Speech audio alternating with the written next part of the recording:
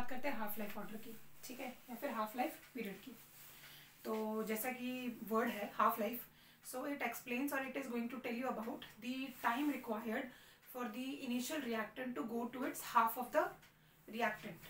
तो सपोज हमारे पास ए जो है वो कन्वर्ट हो रहा है पी में, ठीक है, चलो आर ले लेते हैं, रिएक्टेंट प्रोडक्ट में कन्वर्ट होगा, ए बी में कन्वर्ट होगा, एक अच्छा खासा ये दिमाग में रख लो।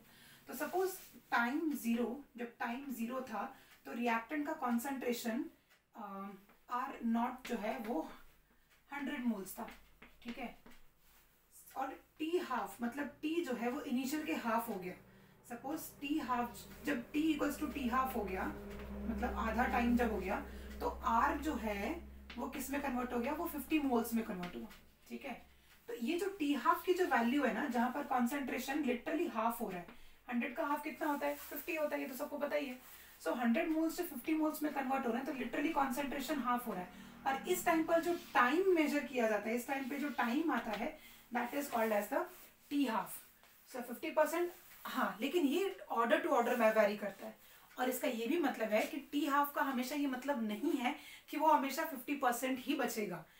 रेडियो एक्टिव एलिमेंट्स के टी हाफ जो होते हैं वो फर्स्ट ऑर्डर के रिगार्डिंग निकाले जाते हैं, लेकिन in a lot of cases T half जो है वो 50% से बहुत ही छोटा या तो बहुत ही ज्यादा आता है प्रैक्टिकली।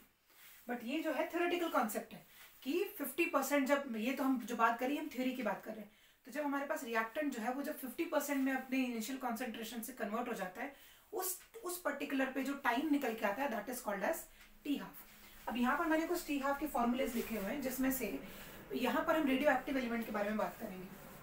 तो रेडियो एक्टिव एलिमेंट के लिए हमेशा ये याद रखना कि रेडियो एक्टिव एलिमेंट्स जो होते हैं वो सारे के सारे फर्स्ट ऑर्डर के होते हैं। तो रेडियो एक्टिव रिएक्शंस, जैसे यूरेनियम का what we can say chain reaction हो गया, न्यूक्लियर फिजन बोलते हैं जिसको, या फिर आप किसी की भी बात कर लो, तो जो भी रेडियो एक्टिव रिएक्शंस होते हैं ना, वो सारे के सारे फर्स्ट ऑर्डर होते हैं। तो इसका टी हाफ देखो, इसका टी हाफ के लिए वैल्यू कितनी है, 0.693 अपॉन के। तो यहाँ पर मेंशन्ड है, जीरोथ ऑर्डर के लिए कितना होगा, ए नॉट। और यहाँ पर ए नॉट का मतलब भी बता देती हूँ, ए नॉट मतलब है इनिशियल कॉन्सेंट्रेशन, ठीक है। कहीं पर भी अगर दिखे ए नॉट, वो इनिशियल कॉन्सेंट्रेशन होगा, और ए टी जो है, ए टी ये आपका होगा फाइनल कॉन्सेंट्रेशन, ठीक है। ये हमेशा फाइनल कॉन्सेंट्रेशन के लिए लिया जाएगा।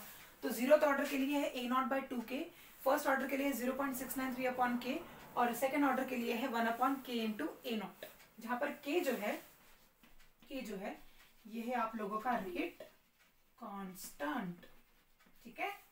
के जो है वो है रेट कांस्टेंट, जिसका ऐसा यूनिट जो है वो ऑर्डर टू ऑर्डर वेरी करता है। इवन जो ये टी हाफ है मतलब हाफ लाइफ जो है वो भी ऑर्डर टू ऑर्डर सच में वेरी करती है।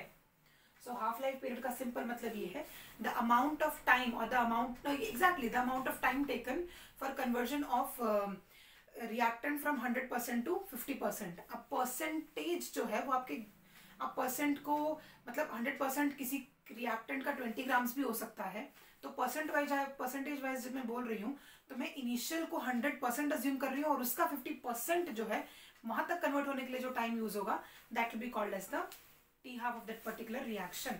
ये नोट डाउन कर लेंगे तो आप लोगों को न्यूमेरिकल सॉल्व करते हुए काफी इजी जाएगा।